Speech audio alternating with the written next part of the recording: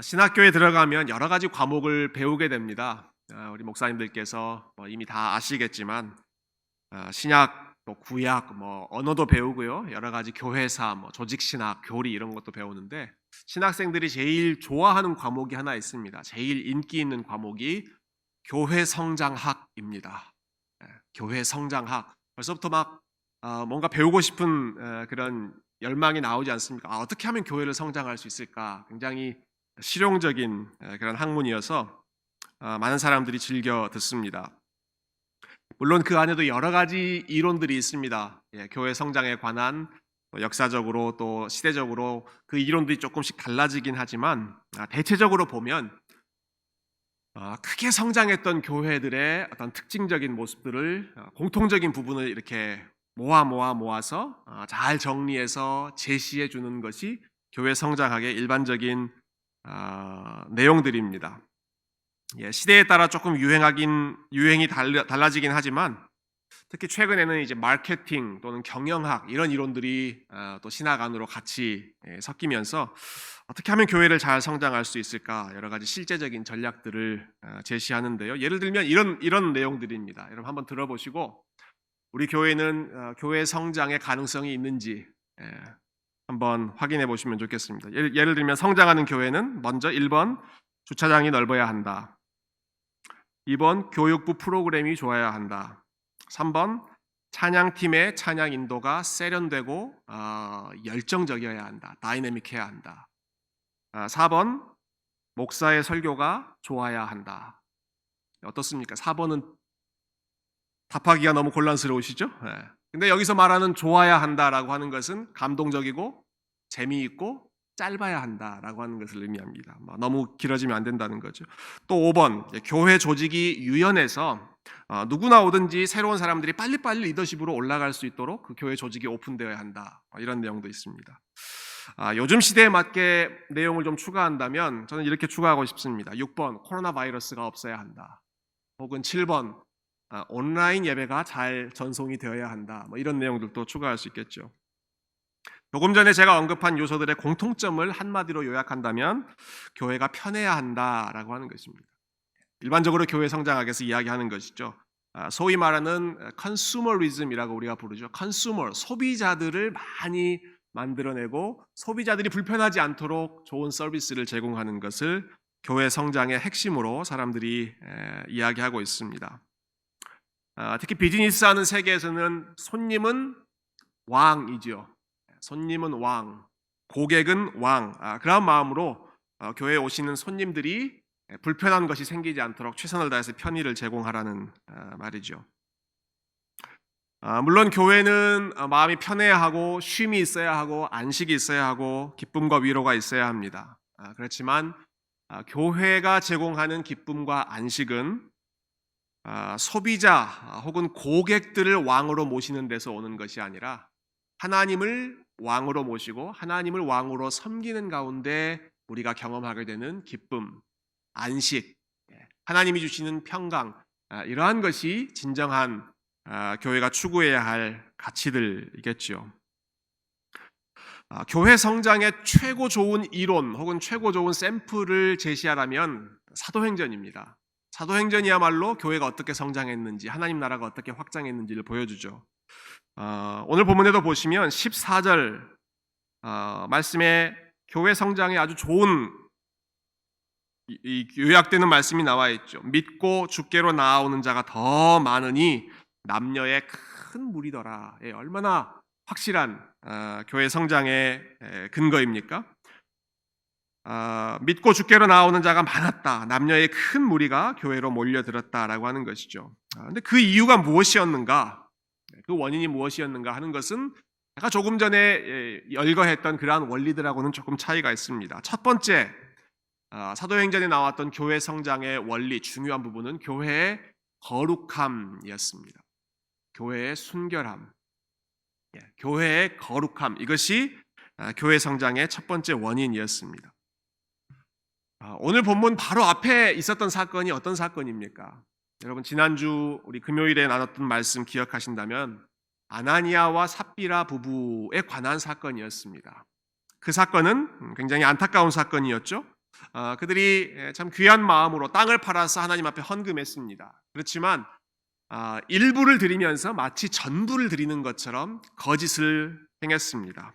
베드로는 그들의 행동을 보고 너희가 사람을 속이는 것이 아니라 하나님 속이는 것이다 라고 책망했고, 하나님께서 그 죄에 대한 결과로 그 부부를 즉각적으로 심판하셨습니다. 그래서 현장에서 두 부부가 다 즉사하게 되죠. 아마 이 사건은 교회의 순결함 그리고 교회의 거룩함을 지키기 위한 아주 단호한 하나님 편에서의 또 교회 지도자 편에서의 단호한 결단이었다고 볼 수 있습니다. 그래서 많은 학자들은 이 아나니아와 삽비라 사건을 가리켜서 신약 교회에서 최초로 일어났던 교회의 권징, 디시플린이었다 이렇게 설명하기도 합니다. 여러분, 그 사건은 굉장히 안타까운 사건입니다. 여러분, 그 사건을 알게 된, 그 사건에 대한 소식을 듣게 된 사람들의 반응이 어땠을까요? 11절 한번 보시겠어요? 오늘 12절부터 시작했는데요. 11절 한 절만 더 앞에 가시면 온 교회와 이 일을 듣는 사람들이 다 크게 두려워하니라. 당연하죠. 그러한 사건들을 보고 두려워하지 않을 사람이 어디 있겠습니까? 다 크게 두려워했다 이렇게 정리하고 있습니다. 헬라어 원어로 보면 이 두 단어가 나와 있는데요. 포보스, 메가스라고 나와 있습니다. 이 포보스라고 하는 단어는 우리가 일반적으로 포비아라고 하는 단어 있죠. 두려움. 메가스라고 하는 단어는 여러분 아마 많이 들어보셨을 것입니다. 이 이름을 가진 마트가 또 아틀란타에 있으니까요. 이 크다라고 하는 뜻이죠. 메가포비아입니다. 큰 두려움이 사람들 가운데 임하게 되었다. 무엇 때문에? 아나니아와 삽비라 사건 때문에 사람들이 하나님을 두려워하게 되었다는 것입니다. 아마 우리 역시도 그 소식을 들었다면 비슷한 마음이었을 것입니다. 그런 일들이 우리 가까운 곳에서 일어났다고 한다면 이건 무서워서 두려워서 교회 다니겠나라는 마음이 들지 않겠습니까? 그런데 신기한 일이죠.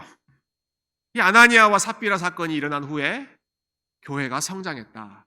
믿는 사람이 더 많아졌다. 주님께로 돌아오는 사람들이 더 많아졌다라고 사도행전이 기록하고 있는 것입니다. 소비 컨슈머리즘을 생각한다면 이건 도저히 make sense한 것 같지가 않은데, 오히려 하나님의 두려움을 보여주는 사건이 나타나고 교회를 깨끗하게 거룩하게 지키려고 하는 악한 일에 대해서 단호하게 대처하는 일이 일어났을 때 오히려 교회는 더 건강해지고 사람들이 교회로 돌아오고 주님께로 돌아오는 일들이 있었다. 13절 한번 보실까요? 제가 12절과 13절을 같이 한번 읽어보겠습니다. 사도들의 손을 통하여 민간의 표적과 기사가 많이 일어나매 믿는 사람이 다 마음을 같이하여 솔로몬 행각에 모이고 그 나머지는 감히 그들과 상종하는 사람이 없으나 백성이 칭송하더라. 두 가지 반응을 보여줍니다. 믿는 사람들이 다 마음을 같이하여 모였다. 이게 12절 마지막이죠. 그런데 13절로 넘어가면 그 나머지는, 그러니까 이 믿는 사람들과 대비되는 사람들이니까 이 사람들은 믿지 않는 사람들을 가리키는 것입니다. 그런데 그 나머지 믿지 않는 사람들은 감히 그들과 상종하는 사람이 없었다. 영어 성경 보면 None of the rest dared join them 이렇게 되어 있습니다. 그 나머지 중에 그 누구도 감히 이 믿는 사람들하고 가까이 하려고 하지 않았다. 어울리려고 하지 않았다. 그 무리에 조인하려고 하지 않았다는 것입니다. 그런데 이상하게도 동시에 또다시 다른 반응이 나타나는 것은 그들과 상종하는 사람이 없으나 백성이 칭송하더라. 굉장히 양면적인 반응인 것 같아요. 한편으로는 교회 안에서 그러한 일, 두려운 일, 하나님께서 직접적으로 개입하셔서 교회의 거룩함을 지키시는 일이 드러났을 때 사람들이 두려운 마음을 갖게 되고 감히 조인하려고 하지 않는, 주저하는 그런 마음이 일어나는 동시에 다른 한편으로는 믿는 자들을 칭송하고 교회를 칭송하는 반응이 일반 사람들 가운데 일어났다라는 것이죠. 우리도 종종 이제 상종이라고 하는 단어를 쓸 때가 있죠. 상종이라고 하는 단어 쓸 때 일반적으로는 우리는 좀 부정적인 의미로 씁니다. 저 사람은 상종 못할 사람이야, 상종해서는 안 될 사람이야, 그렇죠. 근데 여기서 말하는 이 사람들이 교회와 상종하지 않으려고 했다라고 하는 것은 교회를 깔보거나 교회를 경멸했기 때문에 상종하지 않았다는 것이 아니라 교회가 가지고 있는 깊은 경건함, 거룩한 영향력, 교회가 얼마나 순결한 공동체인가 하는 것을 보면서 경외하는 마음, 두려워하는 마음이 생겼다는 것이죠. 그러면서 또 다른 한편에는 그들을 칭송하며 매력을 느끼는, 한편으로는 두려움을 느끼며 한편으로는 매력을 느끼는 가운데 이것이 계기가 되어서 14절에 믿고 주께로 돌아오는 하나님의 백성들이 많았다. 결국 교회가 지켜야 할 가장 큰 우선순위는 거룩함이구나.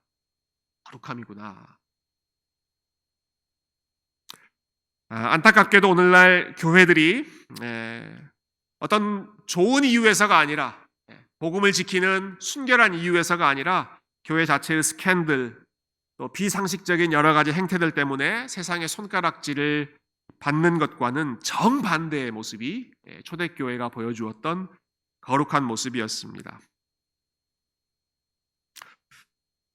교회가 건강하게 성장하는 데 있어서 가장 필요한 요소가 거룩함이다라고 하는 것을 우리가 기억할 때 우리가 취해야 할 반응은 문제 많은 어떤 다른 교회들을 바라보는 것이 아니라 우리들 자신을 돌아보는 것. 우리가 이러한 거룩한 교회의 순결함을 잘 지키고 있는지, 목회자들이 무엇보다 먼저 이것을 잘 지켜야겠죠. 말씀을 맡은 자들이, 또 성도들을 섬기는 자들이 마음과 생각과 뜻과 행동과 섬김의 그 모든 과정 속에서 하나님의 거룩하심을 잘 보여주고 있는 그러한 영적인 리더들인가. 마찬가지로 교회 안에서 여러 리더들로 또 직분자로 섬기고 있는 분들이 역시 마찬가지로 마음으로 또 말로 우리의 생각으로 하나님의 거룩하심을 드러내 보이는 그러한 경건한 지도자들이 되고 있는가? 그러한 사람들이 세워져 가고 있는가? 혹은 우리 공동체의 한 사람 한 사람 사이에 세속적인 모습, 세속적인 자랑이나 세속적인 누룩 이런 것들이 은밀하게 퍼져나가고 있지는 않은가? 우리가 오늘 이 교회의 거룩성이 하나님 나라 확장의 중요한 원인이었다라고 하는 사실을 생각하면서 우리 자신을 또 다시 한번 돌아보고 또 이것을 우리의 기도 제목으로 함께 삼는 그런 시간이 되었으면 좋겠습니다. 두 번째로 초대교회에 나타났던 특징은 하나님의 능력이 아주 두드러지게 분명하게 드러났다라고 하는 것입니다. 우리 15절과 16절 말씀은 한번 같이 읽어볼까요? 15절 16절 시작. 심지어 병든 사람을 메고 거리에 나가 침대와 요 위에 누이고 베드로가 지날 때에 혹 그의 그림자라도 누구에게 덮일까 바라고 예루살렘 부근에 수많은 사람들도 모여 병든 사람과 더러운 귀신에게 괴로움 받는 사람을 데리고 와서 다 나음을 얻으니라. 하나님의 능력이 얼마나 풍성하게 왕성하게 나타났는지를 보여주고 있죠.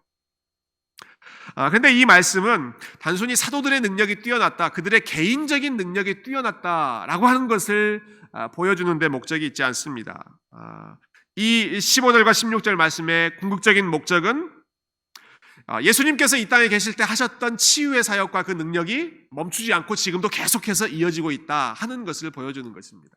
지금 예수님은 더 이상 이 땅에 계시지 않지만 하늘로 올라가셨지만 예수님을 따라가는 교회와 그 교회를 대표하는 사도들을 통하여 예수님께서 하셨던 일이 멈추지 않고 계속되고 있다. 성령의 능력은 멈추지 않고 계속되고 있다 하는 것이죠. 이 15절과 16절에 나오는 내용들이 예수님의 사건들과 굉장히 많이 오버랩됩니다. 시작하는 부분에 심지어 병든 사람을 메고 거리에 나갔다. 여러분, 예수님께서 어느 한 집에 들어가셨을 때 중풍병자, 혼자 가지 못하는 그 환자를 친구들이 내 귀퉁이를 들고 어깨에 메고 침상을 데리고 하나님 앞에, 예수님 앞에 가지고 나가는 장면이 있죠. 또 15절에 보니까 베드로가 지날 때 혹 베드로의 그림자라도 살짝 걸치면 낫지 않을까 하는 그런 기대감으로 사람들이 몰려들었습니다. 마치 예수님 지나가실 때 봇자락이라도 잡을 수 있으면 내가 그 능력으로 나을 수 있을 텐데, 그 여인의 믿음처럼 사람들이 그러한 믿음을 가지고 지금 몰려드는 것이죠. 많은 병든 사람과 귀신 들린 사람들이 예수님 앞으로 모여들었던 것처럼, 그리고 고침받았던 것처럼 이제는 사도들 앞에 똑같이 모여들고 있고 똑같이 고침받고 있다. 예수님의 삶에 나타나셨던 성령님의 능력, 지금도 초대교회 가운데 여전히 드러나고 있구나. 누가는 그 사실을 누가복음과 사도행전을 연결하면서 보여주려고 했던 것입니다. 우리가 이런 본문을 읽을 때면 한편으로는 굉장히 신이 나면서도, 또 다른 한편으로는 왜 우리에게는 이런 일이 눈에 드러나게 나타나지 않는 것일까 하는 그러한 좀 안타까운 마음이 들죠. 왜 제가 지나갈 때는 제 그림자와 상관없이 이렇게 낫는 일들이 일어나지 않을까, 그러한 아쉬운 마음이 있습니다. 우리가 이 초대교회에 나타났던 일과 지금 이 시대에 일어나고 있는 일 사이에 그 연속성과 또 상황의 차이를 함께 구분해서 연결해서 생각해 볼 필요가 있습니다. 먼저 우리가 기억해야 할 원리는 하나님은 언제나 동일하신 분이다 라고 하는 것입니다. 하나님은 언제나 동일하신 분입니다. 창조하실 때 보여주셨던 그 하나님의 능력, 출애굽하실 때 보여주셨던 능력, 예수님께서 계실 때 보여주셨던 능력, 초대교회 가운데 보여주셨던 능력, 그리고 저와 여러분이 살아갈 때 우리 가운데 보여주신 능력은 점점 쇠약해지신 것이 아니라 여전히 동일한 하나님이 역사하고 계시는 줄로 여러분 믿으시죠? 하나님은 동일한 분이십니다. 그런데 그 동일한 하나님께서 일하실 때에는 때로는 각 시대별로 다양한 방식으로, 다양한 모습으로 일하실 때가 있습니다. 대표적인 예를 하나 생각해 보죠. 여러분, 출애굽한 이스라엘 백성들이 광야를 지나갈 때 하나님께서 그들을 어떻게 먹이셨습니까? 매일매일 만나를 보내주셨습니다. 매일매일 40년 동안 하늘에서 만나를 떨어뜨려 주셔서 그들이 굶지 않고 연명할 수 있게 해주셨습니다. 그러나 이스라엘 백성들이 가나안 땅에 들어갔을 때에는 그 순간부터 만나가 끊어졌습니다. 더 이상 만나가 내려지지 않았습니다. 왜 그랬을까요? 하나님의 능력이 40년 동안 하시고 나서 지쳐서 좀 쉬시려고 그랬던 것일까요? 그렇지 않죠. 하나님의 능력은 여전히 동일했지만 상황이 바뀐 것입니다.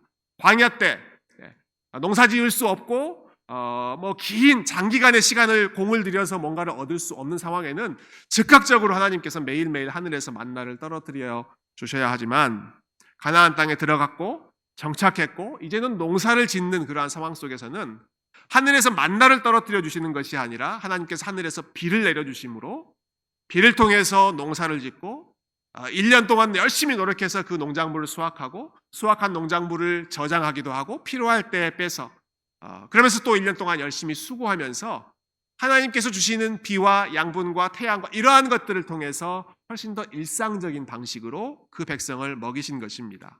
그러나 그것이 그들이 뭘 잘했다고, 농사를 잘 지었다고 해서 먹을 수 있는 것이 아니죠.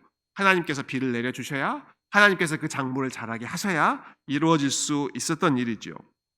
포인트는 똑같은 하나님의 역사이지만 하나님께서 일하시는 방식이 광야에서와 가나안 땅에서, 그리고 초대교회 때와 지금 우리의 상황에 다르게 역사하시는 부분들이 있다라는 것입니다. 저는 질병에 치유하시는 방법 역시 마찬가지라고 생각하는데요. 특별히 성경이 완성되기 이전에, 성경이 하나의 책으로 기록되기 이전에는 즉 사도들의 말이 중요했고, 사도들의 직접적인 어떤 기적을 통해서 그 말의 신빙성을 입증해야 할 필요성이 더 중요했을 때에는 훨씬 더 직접적인 방식으로 즉각적으로 하나님께서 일하셨습니다. 뿐만 아니라 그 당시는 지금처럼 의료적인 기술이나 여러 가지 혜택을 받을 수 없는 상황이었기 때문에 더더욱 하나님께서 그렇게 일하셨겠죠. 그렇지만 시간이 지나고 사도들이 더 이상 그 땅 가운데 있지 않고 이제는 사도들의 가르침, 글로 기록된 성경을 통해서 하나님 나라를 확장해 가고, 또 지금 이 시대에는 여러 가지 과학, 의료, 또 제약 기술들이 발전함으로써 그러한 영역들을 통해서 하나님의 치료의 능력을 나타내 보여주시는 다양한 방식으로, 훨씬 더 일상적인 방식으로 하나님께서 일하고 계신다. 그러나 그 능력은 동일하다. 그 하시는 분은 하나님이시다 하는 것 우리 기억해야 할 것입니다. 그럼에도 불구하고 어떤 분들은 여전히 그래도 우리 시대에 좀 사도행전처럼 하나님께서 좀 확실하게 드라마틱하게 이런 일들을 좀 보여주시면 좋겠다, 직접적으로 개입해 주시면 좋겠다 하는 기대감이 있는 분들께는 자, 이런 말씀을 좀 드려보고 싶어요. 여러분, 하나님의 능력을 초대교회 시대처럼 이렇게 직접적으로 경험한다라고 하는 것이 한편으로는 익사이링한 일이지만 다른 한편으로는 굉장히 위험스러운 일입니다. 두려운 일이기도 합니다. 여러분, 사도행전 5장에 나와 있는 두 가지 사건을 비교해 보십시오. 한편으로 하나님께서 병든 사람들 직접적으로 고쳐주시죠, 사도들의 손을 통해서. 다른 한편으로 아나니아와 삽비라는 어떻게 됩니까? 하나님께서 직접 현장에서 심판하십니다. 하나님께서 이 시대는 그렇게 안 하셨으면 좋겠어요. 그리고 그렇게 안 하신다는 게 저한테 얼마나 큰 위안이고 감사한 제목인지 모르겠습니다. 여러분, 제가 하나님 말씀을 전하는데 저의 부족함 때문에 혹은 저의 게으름 때문에 충실하게 준비하지 못하거나 참 올바로 전달하지 못할 때도 얼마나 많겠습니까? 그때마다 현장에서 즉각적으로 마치 레위기에서 이 아론의 두 아들이 성전에 불 하나 잘못 붙였다가 심판받고 헌금 잘못했다가 심판받는 것처럼 그렇게 직접적으로 하나님께서 개입하신다면 그건 굉장히 좀 조심스러운, 두려운 일이죠.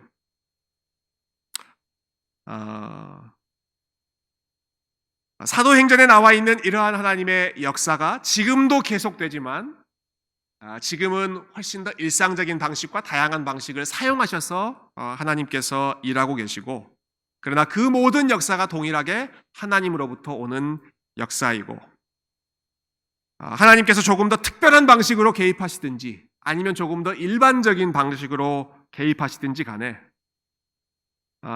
일반적인 방식이 통하지 않을 때에는 하나님께서 일상적인 수단을 뛰어넘어서 특별하게 우리가 소위 기적이라고 말하는 그러한 방식으로 하나님께서 일하시겠죠. 의료 혜택이 훨씬 부족한 선교지나 여러 지역들에서 이러한 일들이 여전히 지금까지 일어나고 있는 것들을 보면 하나님의 능력이 멈추지 않았다라고 하는 것 우리가 알 수 있습니다. 그러나 어떤 방식으로 일하든지 간에 하나님은 여전히 우리의 생명을 붙들고 계시고 온 세상을 하나님께서 말씀으로 붙들고 계시고 하나님께서 원하시는 그 방식으로 일하고 가시되, 언제나 교회의 기도를 통하여 하나님의 능력을 신뢰하는 하나님의 백성들의 기도를 통하여 초대교회 때도 그렇고 광야 시대 때도 그렇고 지금 우리 시대 때도 그렇고 저와 여러분의 기도를 통하여 하나님께서 계속 일하고 계신다는 사실을 여러분 잊지 마시고 기억하시는 시간 되시기를 축원합니다. 그 사실을 보여주는 증거가 마지막으로 19절에 나타납니다.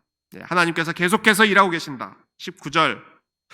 19절이 나오는 맥락을 잠깐 말씀드리죠. 여러분, 사도들이 이렇게 능력 있게 사역하니까 종교 지도자들이 그거 참지 못하고 또 옥으로 잡아들였습니다. 17절이죠. 그들이 시기가 가득하여 사도들을 잡아다가 옥에 가두었습니다. 그런데 19절과 20절 말씀 제가 읽어보겠습니다. 그렇게 옥에 갇혀 있을 때 19절입니다. 주의 사자가 밤에 옥문을 열고 끌어내어 이르되 가서 성전에 서서 이 생명의 말씀을 다 백성에게 말하라 하매. 어떤 일이 일어났죠? 하나님의 천사 주의 사자가 그들이 갇혀 있는 곳으로 나타났습니다. 그리고 한밤중에 감옥의 문을 열고 이 잡혀 있는 사도들을 밖으로 내보냈습니다. 아마 이 순간에 사도들이 잡혀 있는 이후에 그 상황을 놓고 교회가 또 간절히 기도하지 않았겠습니까? 그 기도를 들으시고 또 잡혀 있는 그 현장 속에서 사도들이 했던 그 기도를 들으시고 하나님께서 주의 사자를 보내셔서 옥문을 열어주신 것이죠. 근데 그렇게 풀어주실 거면 풀어주시고 나서 좀 멀리 종교 지도자들이 더 이상 쫓아오지 못하는, 잡을 수 없는 그런 곳으로 좀 보내주시면 좋았겠는데, 그렇게 풀어주시면서 하시는 말씀이 다시 성전에 가서 생명의 말씀을 전해라, 이렇게 말씀하고 있습니다. 감옥에서 풀어놓고 다시 성전으로 가서 생명의 말씀을 전해라. 여러분, 이 사도들이 성전에서 그 일 하다가 지금 잡혀 들어온 사람입니다. 성전은 종교 지도자들의 주된 활동 무대입니다. 그런데 그곳으로 다시 가라는 겁니다. 감옥에서 풀어주시면서 무엇을 말씀하시는 것일까요? 핍박이 있고 어려움이 있지만 그 상황을 피하지 말고 그 상황으로 다시 가라. 그리고 어떤 핍박과 어떤 어려움이 있든지 간에 그리스도를 증거하는 일, 예수 그리스도의 증인으로 살아가는 일 계속해서 감당해라. 그 모든 상황 가운데 내가 너희와 함께 있겠다. 함께 하시겠다는 약속과 함께 그들을 힘들지만 계속 그 자리를 지켜야 한 사명의 장소로 다시 보내시는 것이죠. 보내시면서 또 함께 하시고 또 능력을 더해 주시는 하나님의 모습입니다. 특히 저는 이 하나님께서 하나님의 사자를 보내셔서 도와주셨던 그 시간이 한밤중이었다라고 하는 것 좀 의미 있게 생각해 봤습니다. 굉장히 인상적인 것 같아요. 왜냐하면 사도행전에 하나님께서 특별하게 나타나실 때 이 밤중에 나타나시는 일이 참 많이 있거든요. 오늘도 그렇지만 나중에 베드로가 잡혔을 때도 한밤중에, 바울과 실라가 잡혔을 때도 한밤중에, 또 바울이 고린도 지역에서 마음이 떨리고 참 불안할 때에도 한밤중에 주님이 환상 가운데 나타나셔서 이 백성 중에 나의 백성이 많다 말씀해 주시고, 바울이 풍랑 만나고 배에서 막 이리저리 흔들릴 때에도 그 밤중에 또 주님께서 나타나셔서 네가 반드시 생명이 다치지 않고 로마까지 갈 것이다 여러 차례 말씀해 주시죠. 언제 말씀해 주셨습니까? 한밤중에 하나님 말씀하셨다. 여러분, 밤이라고 하는 시간은 우리가 어둠이 지배하는 시간이고 빛이 없는 시간이고 참 절망적인 그런 시간입니다. 그렇지만 그 밤중에도 우리 하나님께서 쉬지 않고 그 백성들을 기억하시고 그 백성들과 함께 하시고 그 밤중에 있던 깜깜한 중에 있던 그 백성들을 자유롭게 하시기도 하고 새로운 희망과 약속을 베풀어 주시기도 하셨다. 시편 121편 말씀이 떠올랐습니다. 여러분 너무나 잘 아시는 말씀이죠. 여호와께서 너를 실족하지 아니하게 하시며 너를 지키시는 이가 졸지 아니하시리로다. 이스라엘을 지키시는 이는 졸지도 아니하시고 주무시지도 아니하시리로다. 낮에 해가 너를 상치 못하며 밤에 있는 그 달도 너를 해치 못하리로다. 왜냐하면 하나님은 낮에만 일하시는 분이 아니라 한밤중에도 계속해서 일하고 계시고 특별히 어두운 시기를 걸어가고 있는 성도들의 삶 가운데 더 분명한 하나님의 임재를 약속해 주시기 때문입니다. 우리가 여러 가지 종류의 밤을 경험하고 있습니다. 코로나 바이러스라는 밤도 있고요, 경제적인 위기라고 하는 밤, 여러 가지 종류의 육체적인 질병이라고 하는 어두운 밤, 또 오랫동안 기도하며 도움을 구하지만 참 상황이 변화되지 않고 개선되지 않아서 마음이 답답하고 우울한, 낙심되는 밤. 그러나 이 모든 밤 중에도 우리 하나님께서 저와 여러분의 삶 가운데, 주의 백성들의 삶, 교회의 삶 가운데 함께하고 계시다는 사실을 여러분 기억하시기를 바랍니다. 이번 주에 묵상했던 말씀 중에 하나님께서 사랑하시는 자에게는 잠을 주신다는 말씀 여러분 기억하실 것입니다. 어두운 밤이라고 하는 상황까지도 온전히 하나님께 다 맡기고, 그렇기 때문에 그 평강 가운데 안식할 수 있는, 잠을 이룰 수 있는 이러한 담대한 믿음이, 다윗에게 있었던 믿음, 솔로몬에게 있었던 믿음, 초대교회 사도들에게 있었던 그 믿음이 오늘 저와 여러분의 마음에 가득 채워서 우리가 걸어가는 이 밤의 시기도 우리 하나님의 손 붙들고 믿음으로 걸어가실 수 있기를 주님의 이름으로 축원드립니다. 아멘. 우리 함께 찬양하고 기도하겠습니다.